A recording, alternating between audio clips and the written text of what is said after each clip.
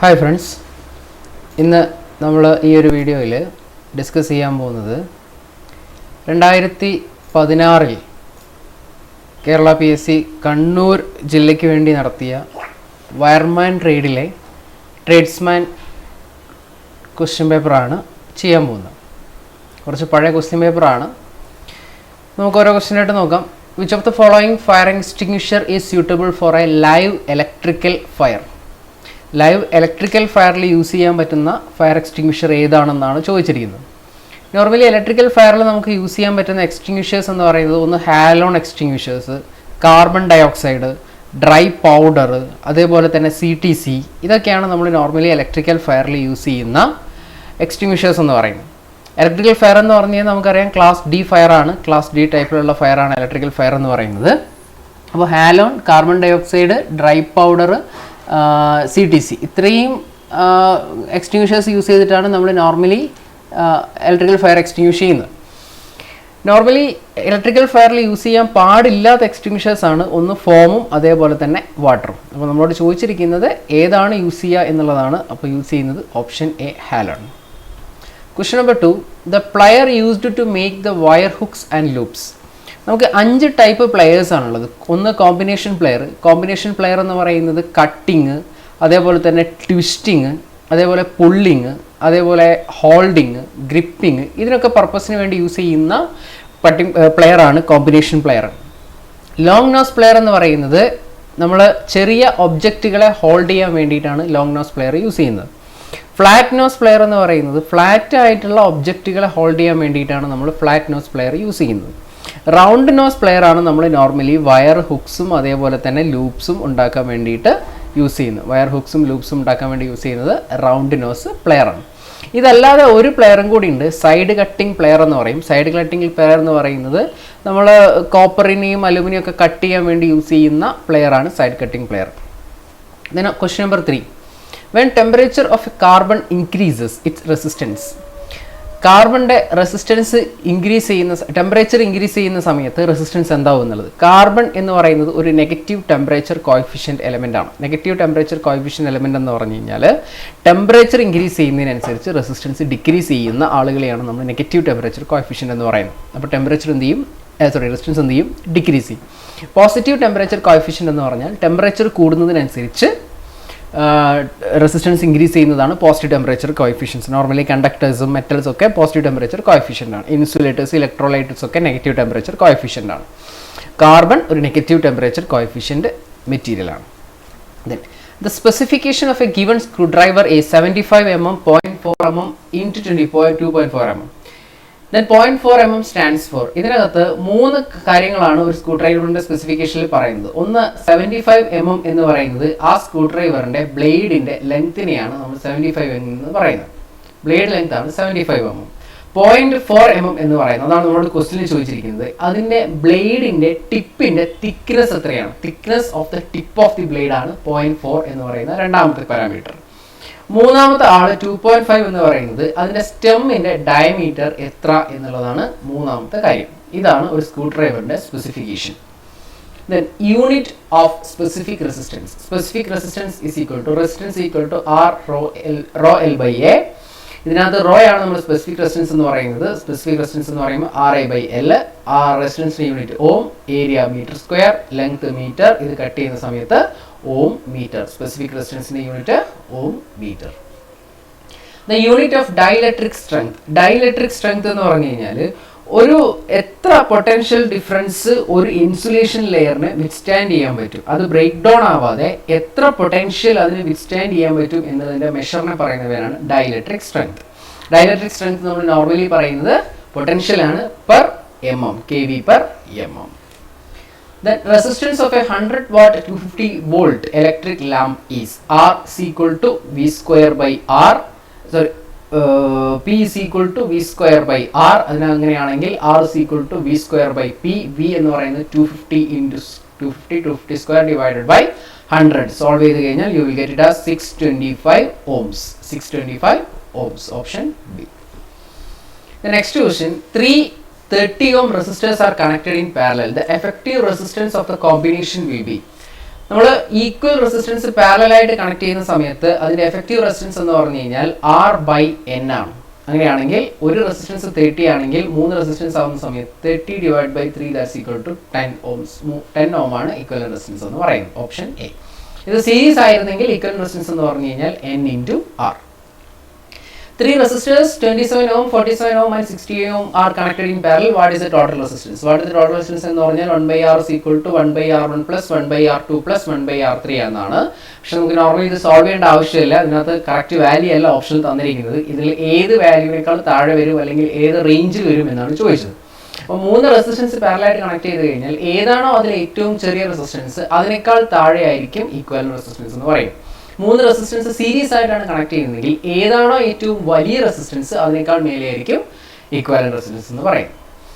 The type of watt meter suitable to measure DC power. DC power measure ചെയ്യാനുള്ള watt meter എന്ന് പറയുന്നത് induction ടൈപ്പും LPF type watt meter നമുക്ക് DC യിൽ use ചെയ്യാൻ പറ്റില്ല. അത് AC യിൽ മാത്രമേ യൂസ് ചെയ്യാൻ പറ്റൂ. ഡൈനാമോമീറ്റർ ടൈപ്പ് വാട്ട് മീറ്റർ നമുക്ക് AC യിലും DC യിലും ഒരുപോലെ യൂസ് ചെയ്യാൻ പറ്റുന്ന ഒരു ഇൻസ്ട്രുമെന്റ് ആണ്.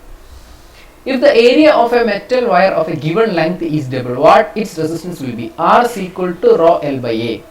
Area എന്ന് നമ്മൾ ചെയ്തു ഡബിൾ ചെയ്തു. അപ്പോൾ R2 is equal to rho L by A2 എന്ന് പറയുന്നത് 2 into A1. അപ്പോൾ ഇത് rho L by A എന്ന് പറയുന്നത് നമ്മുടെ നേരത്തെ ഉണ്ടായ റെസിസ്റ്റൻസ് ആണ് by 2. So R2 is equal to R1 by 2, which means the resistance will be halved. Which one of the following is called as valence electron in an atom? ഒരു ആറ്റത്തിലെ വാലൻസ് electron എന്ന് പറയുന്നത് ആ ആറ്റത്തിലെ ഏറ്റവും അവസാനത്തെ ഇലക്ട്രോൺ ഓക്യുപ്പൈ ചെയ്യുന്ന ഷെല്ലിനെ അല്ല ഓർബിറ്റിനെ പറയുന്ന പേരാണ് വാലൻസ് ഇലക്ട്രോൺ. അവസാനത്തെ ഷെല്ലിൽ ഓക്യുപ്പൈ ചെയ്തിരിക്കുന്ന ഇലക്ട്രോൺ പറയുമ്പോൾ വാലൻസ് ഓർബിറ്റ് അല്ല ചോദിച്ചത്, വാലൻസ് ഇലക്ട്രോൺ ആണ് ചോദിച്ചത്. ആ ഷെല്ലിലെ ഏറ്റവും ഔട്ടർ മോസ്റ്റ് ആയിട്ടുള്ള ഓർബിറ്റിലുള്ള ഇലക്ട്രോൺസിനെ പറയുന്ന പേരാണ് valence electron. Option C. Interpoles are connected in. Interpoles എന്ന് പറയുന്നത് നമ്മൾ ആർമേച്ചർ റിയാക്ഷൻ എഫക്റ്റിനെ ഓവർകം ചെയ്യാൻ വേണ്ടിയിട്ട് നമ്മൾ DC മെഷീൻസിൽ യൂസ് ചെയ്യുന്ന ആളാണ് ഇന്റർപോൾ.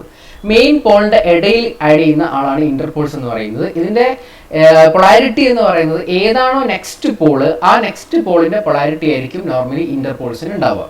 അപ്പോൾ ഈ ഇന്റർപോൾ നമ്മൾ കണക്ട് ചെയ്യുന്നത് ആർമേച്ചറിന് സീരീസ് ആയിട്ടാണ് ഇന്റർപോൾ കണക്ട് ചെയ്യുക.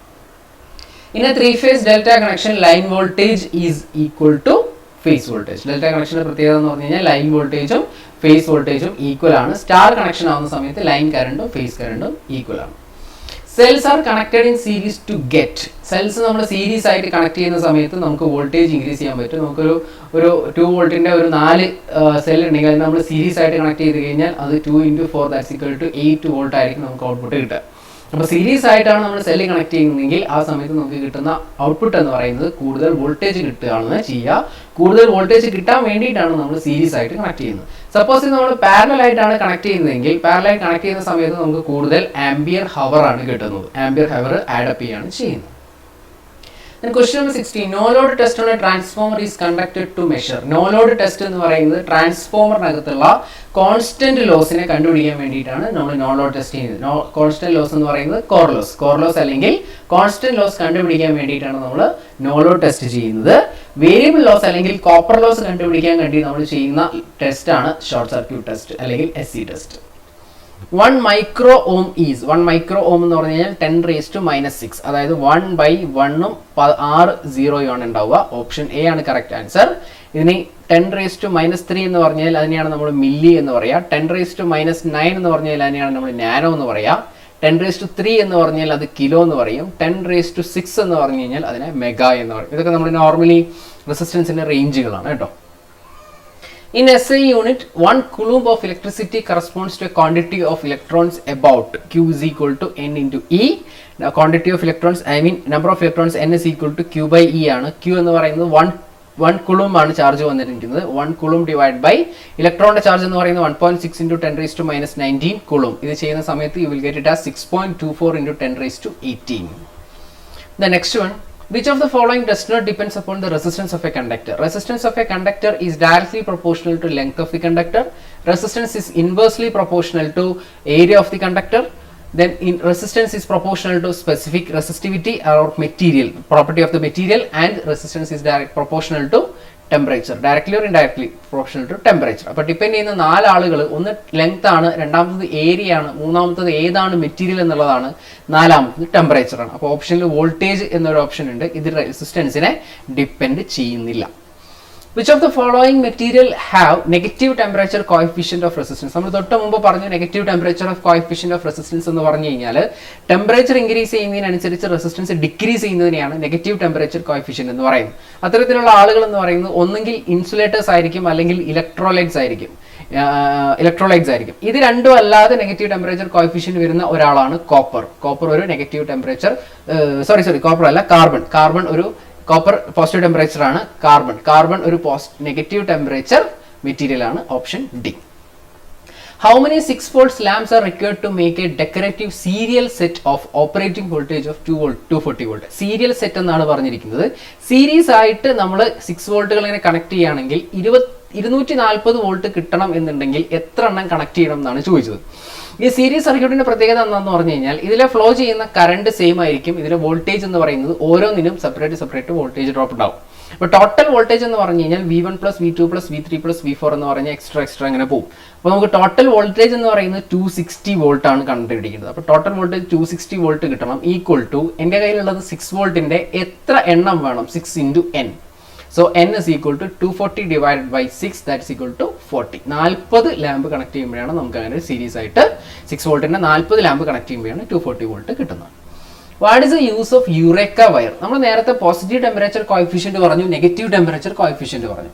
ഈ പോസിറ്റീവ് ടെമ്പറേച്ചർ നെഗറ്റീവ് ടെമ്പറേച്ചർ അല്ലാതെ സീറോ ടെമ്പറേച്ചർ കോഎഫിഷ്യന്റ് എന്ന് പറയുന്ന ഒരാളും കൂടി ഉണ്ട്. സീറോ ടെമ്പറേച്ചർ കോഎഫിഷ്യന്റ് എന്ന് പറഞ്ഞു കഴിഞ്ഞാൽ ടെമ്പറേച്ചറിന് ഇൻഡിപെൻഡന്റ് ആയിട്ടുള്ള മെറ്റീരിയലാണ് സീറോ ടെമ്പറേച്ചർ കോഎഫിഷ്യന്റിൽ വരുന്നത്.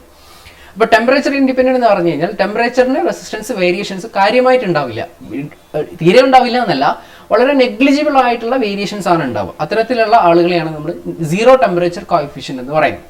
അപ്പോൾ ഈ സീറോ ടെമ്പറേച്ചർ കോഎഫിഷ്യന്റ് ഉള്ള ഒരു എക്സാമ്പിൾ ആണ് യുറേക്ക വയർ എന്ന് പറയുന്നത്. ഈ യുറേക്ക വയറിന്റെ ആപ്ലിക്കേഷൻ റിയോസ്റ്റാറ്റിലാണ് നമ്മൾ നോർമലി ആരെ യൂസ് ചെയ്യുന്നത്, യുറേക്ക വയറിനെ യൂസ് ചെയ്യുന്നത്. Which is not a property of an insulator? ഇൻസുലേറ്ററിന്റെ പ്രോപ്പർട്ടി അല്ലാത്തത് എന്തെന്ന്. അപ്പോൾ നമുക്ക് നോർമലി ഇൻസുലേറ്റേഴ്സിന് ഉണ്ടായിരിക്കേണ്ട കുറച്ച് പ്രോപ്പർട്ടീസ് ഉണ്ട്. അതൊക്കെ ഏതൊക്കെയാണെന്ന് നോക്കാം. ഒന്ന്, നല്ല ഇൻസുലേഷൻ റെസിസ്റ്റൻസ് ഉണ്ടായിരിക്കണം. നല്ല ഇൻസുലേഷൻ റെസിസ്റ്റൻസ് ഉണ്ടായിരിക്കണം എന്ന് പറഞ്ഞു കഴിഞ്ഞാൽ നല്ല റെസിസ്റ്റിവിറ്റി ഉണ്ടായിരിക്കണം, അതാണ് കാര്യം. രണ്ടാമത്തത്, വളരെ നല്ല ഡൈലക്ട്രിക് സ്ട്രെങ്ത് ആയിരിക്കണം, വളരെ ഹൈ ഡൈലക്ട്രിക് സ്ട്രെങ്ത് ആയിരിക്കണം.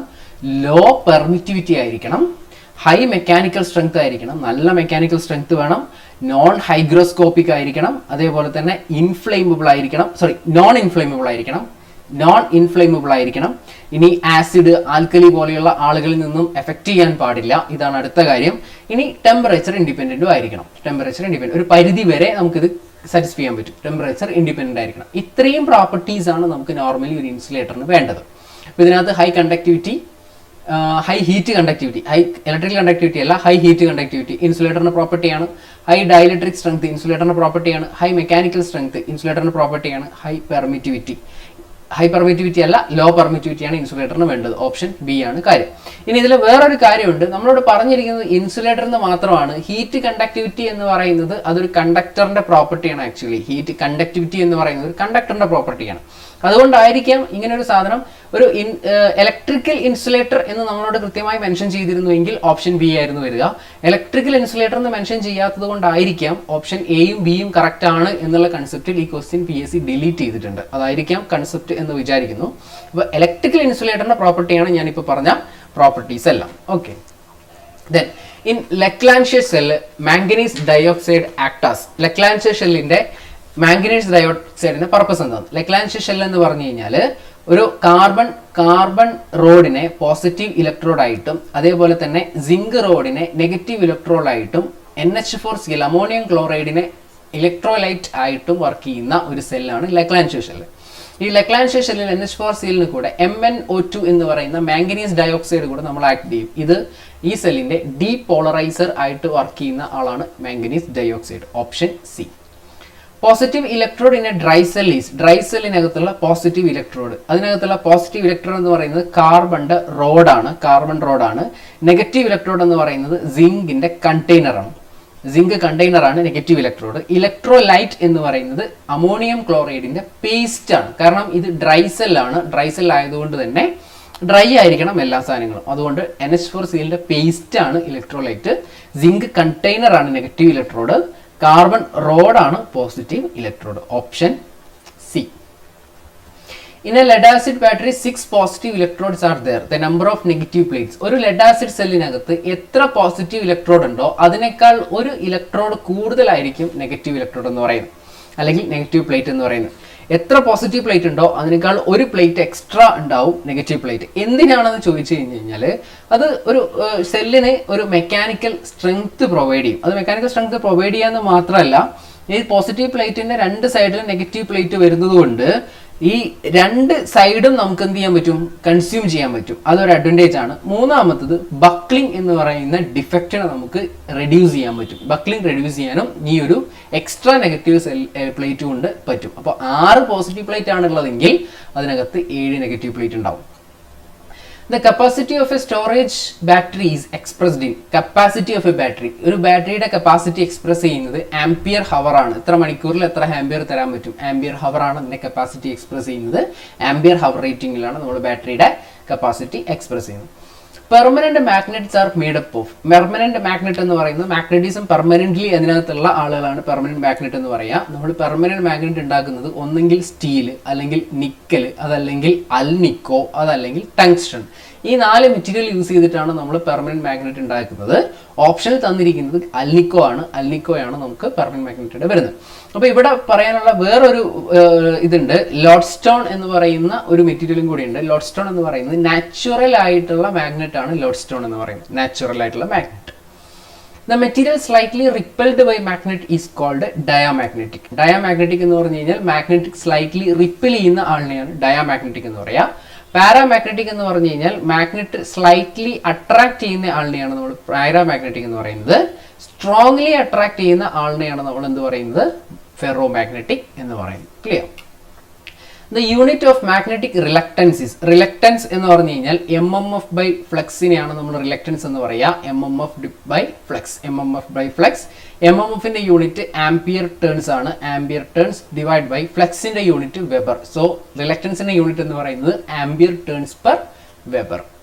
Then question number 31. Tesla is the unit of. Tesla എന്ന് പറയുന്നത് ഫ്ലക്സ് ഡെൻസിറ്റിയുടെ യൂണിറ്റ് ആണ്. ടെസ്ല എന്ന് പറയുന്നത് ഫ്ലക്സ് ഡെൻസിറ്റിയുടെ യൂണിറ്റ് ആണ് ടെസ്ല. ഇതിന്റെ തന്നെ വേറെ യൂണിറ്റ് ആണ് വെബർ പെർ മീറ്റർ സ്ക്വയർ. ഞാൻ അതിന് തൊട്ട് മുമ്പത്തെ ക്വസ്റ്റിനിൽ ബാക്കിയുള്ള ഓപ്ഷൻ പറഞ്ഞില്ല എന്ന് തോന്നുന്നു. ആംപിയർ ടേൺ എന്ന് പറയുന്നത് MMFന്റെ യൂണിറ്റ് ആണ്. വെബർ പെർ മീറ്റർ സ്ക്വയർ എന്ന് പറയുന്നത് ഫ്ലക്സ് ഡെൻസിറ്റിയുടെ യൂണിറ്റ് ആണ്. അപ്പോൾ അതേ ഫ്ലക്സ് ഡെൻസിറ്റിയുടെ യൂണിറ്റിനെ വേറെ ചെയ്യുന്ന മറ്റൊരു പേരാണ് ടെസ്ല എന്ന് പറയുന്നത്. So weber per metre square അല്ലെങ്കിൽ ടെസ്ല എന്നത് ഫ്ലക്സ് ഡെൻസിറ്റിയുടെ യൂണിറ്റ് ആണ്. റിലക്റ്റൻസിന്റെ യൂണിറ്റ് നമ്മൾ തൊട്ട് മുമ്പ് പറഞ്ഞു, ampere turns per weber. Flux എന്ന് പറയുന്നത് ഫ്ലക്സിന്റെ യൂണിറ്റ് എന്ന് പറയുന്നത് വെബർ ആണ്. MMFന്റെ യൂണിറ്റ് എന്ന് പറയുന്നത് ആംപിയർ ടേൺസ് ആണ്.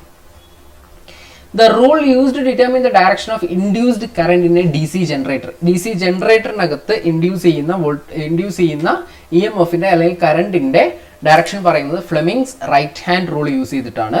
Fleming's left hand rule use ചെയ്തിട്ടാണ്. നമ്മൾ direction of rotation of motor പറയുന്നത് Fleming's left hand rule use ചെയ്തിട്ടാണ്. ഇൻഡ്യൂസ്ഡ് EMFന്റെ ഡയറക്ഷൻ പറയുന്നത് ലെൻസ് ലോ യൂസ് ചെയ്തിട്ടാണ്. മാഗ്നറ്റിക് ഫീൽഡിന്റെ ഡയറക്ഷൻ കണ്ടുപിടിക്കുന്നത് right hand thumb rule use ചെയ്തിട്ടാണ്. ഇത് മാഗ്നറ്റിക് ഫീൽഡിന്റെ ഡയറക്ഷൻ ആണ്. ഇത് ലെൻസ് ലോ എന്ന് പറയുന്നത് ഇൻഡ്യൂസ്ഡ് EMFന്റെ ഡയറക്ഷൻ കണ്ടുപിടിക്കാൻ വേണ്ടിയിട്ടാണ് യൂസ് ചെയ്യുന്നത്. Split rings are made from hard drawn copper. ഇതല്ലാതെ ഫോസ്ഫർ ബ്രോൺസും കൊണ്ട് നമ്മൾ സ്ലിപ്പ് റിംഗ് ഉണ്ടാക്കുന്നു എന്ന് ചില ടെക്സ്റ്റ് ബുക്കുകൾ കാണാറുണ്ട്. ഫോസ്ഫർ ബ്രോൺസും കൊണ്ട് ഓപ്ഷൻ ആൻസർ തന്നിരിക്കുന്നത് ഹാർഡ് ഡ്രോൺ കോപ്പർ ആണ്. The winding have many turns of thin wire in a DC generator. DC ജനറേറ്ററിനകത്ത് നമുക്ക് സീരീസ് വൈൻഡിങ് ഉണ്ട്, അതേപോലെ തന്നെ ഷണ്ട് ഫീൽഡ് വൈൻഡിങ് ഉണ്ട്. ഇതിനകത്ത് ഷണ്ട് ഫീൽഡ് വൈൻഡിങ്ങിന്റെ പ്രത്യേകത എന്ന് പറയുന്നത് കഴിഞ്ഞാൽ ഒരുപാട് നമ്പർ ഓഫ് ടേൺസ് ഉണ്ടാവും. അതും വിത്ത് ഫൈൻ വയേഴ്സ് ആണെങ്കിൽ അത് ഷണ്ട് ഫീൽഡ് വൈൻഡിങ് ആണ്. ഇനി വളരെ കുറച്ച് ടേൺസേ ഉള്ളൂ എങ്കിൽ, വളരെ ഫ്യൂ ടേൺസേ നമുക്കുള്ളൂ എങ്കിൽ, അതും വളരെ ഹെവി ആയിട്ടുള്ള അല്ലെങ്കിൽ തിക്കായിട്ടുള്ള വയേഴ്സ് കൊണ്ടാണ് ഉള്ളതെങ്കിൽ അതാണ് നമ്മൾ സീരീസ് ഫീൽഡ് വൈൻഡിങ്ങിന്റെ പ്രോപ്പർട്ടി ആയിട്ട് പറയും. The DC generator used for welding purpose. Welding പർപ്പസിൽ നമ്മൾ യൂസ് ചെയ്യുന്ന DC ജനറേറ്റർ എന്ന് പറയുന്നത് ഡിഫറൻഷ്യൽ കോമ്പൗണ്ട് ജനറേറ്റർ ആണ്. ക്യുമുലേറ്റീവ് കോമ്പൗണ്ട് ജനറേറ്ററിന്റെ പർപ്പസ് എന്ന് പറയുന്നത് ഇലക്ട്രോ പ്ലേറ്റിംഗ്, അതേപോലെ തന്നെ ലൈറ്റിംഗ് പർപ്പസിനൊക്കെയാണ് നമ്മൾ ക്യുമുലേറ്റീവ് കോമ്പൗണ്ട് യൂസ് ചെയ്യുക. ഷണ്ട് മെഷീൻസ് നമ്മൾ യൂസ് ചെയ്യുന്നത് centrifugal pump, lighting load, fan, ഇതൊക്കെയാണ് ഷണ്ട് മോട്ടോഴ്സ് യൂസ് ചെയ്യുന്നത്. സീരീസ് മോട്ടോർ യൂസ് ചെയ്യുന്നത് നമ്മൾ ട്രാക്ഷൻ, ഹോയിസ്റ്റ്, ക്രെയിൻസിലൊക്കെയാണ് സീരീസ് മോട്ടോർ യൂസ് ചെയ്യുന്നത്, ഹെവി സ്റ്റാർട്ടിംഗ് ടോർക്ക് വേണ്ട സ്ഥലത്ത്. The type of D C motor used for traction purpose. Traction പർപ്പസിൽ യൂസ് ചെയ്യുന്ന ഡി സി മോട്ടോർ നമ്മൾ തൊട്ട് മുമ്പ് പറഞ്ഞു. ട്രാക്ഷൻ മോട്ടോർ യൂസ് ചെയ്യുന്ന ഡി സി മോട്ടോർ എന്ന് പറയുന്നത് സീരീസ് മോട്ടറാണ്, ഡി സി സീരീസ് മോട്ടർ. ഇതിൽ പല ക്വസ്റ്റ്യൻസ് അങ്ങോട്ടും ഇങ്ങോട്ടും റിപ്പീറ്റ് ചെയ്തും ക്വസ്റ്റ്യൻസ് മാറി മാറിയൊക്കെയാണ് ചോദിക്കുന്നത് കേട്ടോ. Then the connection of no volt coil in a DC 3-point starter across DC supply is in series with connection of a no volt coil. No volt coil ഒരു 3-point സ്റ്റാർട്ടറിനകത്തുള്ള no volt കോയിലിന്റെ connection എങ്ങനെയാണ് എന്നുള്ളതാണ് ചോദിച്ചിരിക്കുന്നത്. Shunt ഫീൽഡിന് series ആയിട്ടാണ് ഉണ്ടാവുക. എന്തിനാണ് no volt കോയിലിന്റെ പർപ്പസ് എന്ന് വെച്ച് കഴിഞ്ഞാൽ ഫീൽഡ് നോ ഫീൽഡ് സിറ്റുവേഷൻസിൽ നോ ഫീൽഡ് റിലീസ് കേസിന് പ്രൊട്ടക്ട് ചെയ്യാൻ വേണ്ടിയിട്ട്, അല്ലെങ്കിൽ നോ ഫീൽഡ് റിലീസ് പ്രൊവൈഡ് ചെയ്യാൻ വേണ്ടിയിട്ട്. നോ ഫീൽഡ് റിലീസ് പ്രൊവൈഡ് ചെയ്യാന്ന് പറഞ്ഞു കഴിഞ്ഞാൽ ഫീൽഡ് ഇല്ലാത്ത സമയത്ത് ഇതിനകത്തുള്ള മെഷീനെ പ്രൊട്ടക്ട് ചെയ്യാൻ വേണ്ടിയിട്ടാണ് നമ്മൾ ആ നോ വോൾട്ട് കോയിൽ യൂസ് ചെയ്യുന്നത്. അത് രണ്ട് ഫീൽഡിന് സീരീസ് ആയിട്ടാണ് കണക്ട് ചെയ്തിരിക്കുന്നത്. Ward Leonard system of speed control is used in a D C motor to get. Ward Leonard system എന്ന് പറയുന്നത് നമുക്ക് 0 മുതൽ എവിടെ വരെയും 0 to normal and above normal സ്പീഡിലുള്ള കൺട്രോളിംഗ് സിസ്റ്റത്തിലാണ് നമ്മൾ വാട്ട് ലിയോണാർഡ് സിസ്റ്റം യൂസ് ചെയ്യുക. നോർമൽ സ്പീഡിന് മേലെ മാത്രമാണെങ്കിൽ അത് ഫീൽഡ് കൺട്രോൾ മെത്തേഡാണ്. നോർമൽ സ്പീഡിന് താഴെയാണെങ്കിൽ അത് ആർമേച്ചർ കൺട്രോൾ മെത്തേഡാണ്. ഇനി ഒരു നോർമൽ കോൺസ്റ്റന്റ് സ്പീഡ് എന്ന് പറഞ്ഞു കഴിഞ്ഞാൽ ഒരു രണ്ട് സ്റ്റെപ്പിലുള്ള സ്പീഡ് മാത്രമായിട്ട് കിട്ടുന്നതാണെങ്കിൽ അതിന് സീരീസ് പാരലൽ മെത്തേഡിലാണ് സ്പീഡ് കൺട്രോൾ യൂസ് ചെയ്യുന്നത്. The fuse unit is made from. Fuse unit നമ്മൾ നോർമലി ഉണ്ടാക്കുന്നത് ഫ്യൂസ് മെറ്റീരിയൽ അല്ല, ഫ്യൂസ് യൂണിറ്റ് ആണ് ക്വസ്റ്റ്യനിൽ ചോദിച്ചിരിക്കുന്നത്. ഓപ്ഷൻ ബി പോർസലൈൻ ആണ് answer. The joint used in a overhead lines for extinguishing the length is. Sorry, the joint used in overhead lines for extending the length is. Length extend ചെയ്യാൻ വേണ്ടി നമ്മൾ use ചെയ്യുന്ന joint ഏതാണെന്നുള്ളത്. നമ്മൾ transmission ലൈനിൽ അല്ലെങ്കിൽ overhead ലൈനിനകത്ത് length extend ചെയ്യാൻ വേണ്ടി use ചെയ്യുന്ന ജോയിന്റ് എന്ന് പറയുന്നത് വെസ്റ്റേൺ യൂണിയൻ ജോയിന്റ് ആണ് നമ്മൾ നോർമലി യൂസ് ചെയ്യുക. റാറ്റൽ ജോയിന്റ് പർപ്പസ് എന്ന് പറയുന്നത് നമുക്ക് മെക്കാനിക്കൽ സ്ട്രെങ്ത് ആവശ്യമില്ലാത്ത സ്ഥലത്ത്, അത്ര ആവശ്യമില്ലാത്ത മെക്കാനിക്കൽ സ്ട്രെങ്ത് ഒന്നും ആവശ്യമില്ലാത്ത ഈ ജംഗ്ഷൻ ബോക്സുകൾ, ഈ സീലിംഗ് റോസുകൾ, അതിനുള്ളിലൊക്കെ നമ്മൾ ചെയ്യുന്നതാണ് റാറ്റൽ ജോയിന്റ് എന്ന് പറയുന്നത്. ഇനി കുറച്ചും കൂടെ നമുക്കൊരു കോമ്പാക്ട്നെസ് വേണം, അല്ലെങ്കിൽ കുറച്ചും കൂടെ കണ്ടക്ടിവിറ്റി വേണം, പക്ഷേ എന്നാലും നമുക്ക് സ്ട്രെങ്ത് ഒന്നും വേണ്ടാത്ത സിറ്റുവേഷനിലാണ് മാരീഡ് ജോയിന്റ് യൂസ് ചെയ്യുക. പക്ഷെ നമുക്ക് കാണാൻ വൃത്തി വേണം, അതേപോലെ തന്നെ കുറച്ചും കൂടെ കോമ്പാക്ട്നെസ് വേണം, അല്ലെങ്കിൽ കുറച്ചും കൂടെ കണ്ടക്ടിവിറ്റി വേണം. അവിടെയാണ് നമ്മൾ മാരീഡ് ജോയിന്റ് യൂസ് ചെയ്യുന്നത്. ഏരിയൽ ടാപ്പ് ജോയിന്റ് യൂസ് ചെയ്യുന്നത് പറഞ്ഞാൽ വളരെ ലോ കറണ്ട് ആപ്ലിക്കേഷൻസിലാണ് നമ്മൾ ഏരിയൽ ജോയിന്റ് യൂസ് ചെയ്യുക. അതായത് ഇത് നമ്മൾ ആ ജോയിന്റ് എന്ത് ചെയ്യും, നമുക്ക് അങ്ങോട്ടും ഇങ്ങോട്ടും മൂവ് ചെയ്യാൻ പറ്റും. അതുകൊണ്ട് തന്നെ ഇത് അൺസോൾഡേർഡ് ആയിട്ടുള്ള അല്ലെങ്കിൽ സോൾഡർ ചെയ്യാത്ത ജോയിന്റ് ആണ് ഏരിയൽ ടാപ്പ് ജോയിന്റ് എന്ന് പറയുന്നത്. ഞാൻ ഈ ഒരു വീഡിയോ ഇവിടെ സ്റ്റോപ്പ് ചെയ്യാണ്. കാരണം എന്ന് വെച്ച് കഴിഞ്ഞാൽ കഴിഞ്ഞ വീഡിയോയിൽ നമ്മൾ വോയിസും അതേപോലെ വോയിസും വീഡിയോയും തമ്മിൽ ചെറിയൊരു മിസ്മാച്ച് ഉണ്ടെന്ന് പറഞ്ഞിരുന്നു. അപ്പോൾ വീഡിയോയുടെ ലെങ്ത് കൂടുന്നതിനനുസരിച്ച് അത് ലോഡ് ചെയ്യാനുള്ള പ്രോസസ്സിലുള്ള പ്രശ്നം കൊണ്ടാണ് അത് സംഭവിക്കുന്നത്. അതുകൊണ്ട് ഞാൻ ഈ ഒരു വീഡിയോ പകുതി ക്വസ്റ്റ്യൻസ് ഇവിടെ സ്റ്റോപ്പ് ചെയ്തിട്ട് അടുത്ത പാർട്ടിലായിട്ട് ചെയ്യാം. Okay, will see in the next class. ഇതിൻ്റെ കണ്ടിന്യൂഷൻ നമുക്ക് അടുത്ത വീഡിയോയിൽ ചെയ്യാം. Okay, thank U.